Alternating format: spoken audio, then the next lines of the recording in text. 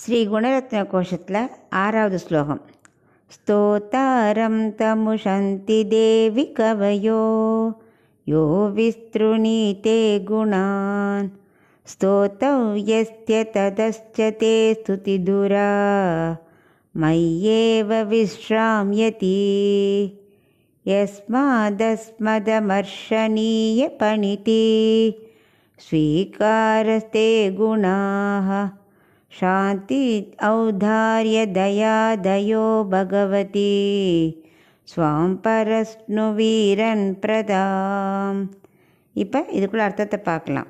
ஸ்ரீரங்கநாகியே தேவி பகவதி அப்படியெல்லாம் கூப்பிட்டு அவர் சொல்கிறார்.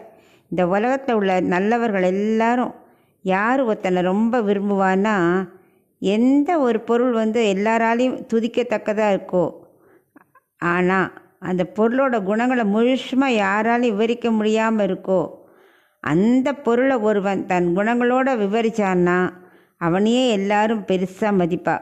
அதாவது பகவான்கிட்ட குணங்களை நம்ம யாராலையும் சொல்ல முடியாது இல்லையா?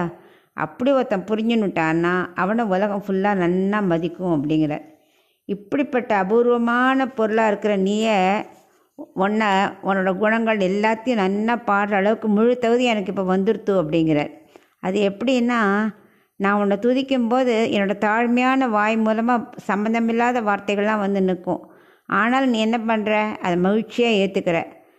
இது மூலமாக என்ன தெரியுது, நீ குத்தங்களை பொறுத்துக்கக்கூடியவ, சாந்தி உடையவ, ஔதாரிய குணம் இருக்கவங்கிட்ட. அதெல்லாம் எனக்கு நன்னா புரியுது.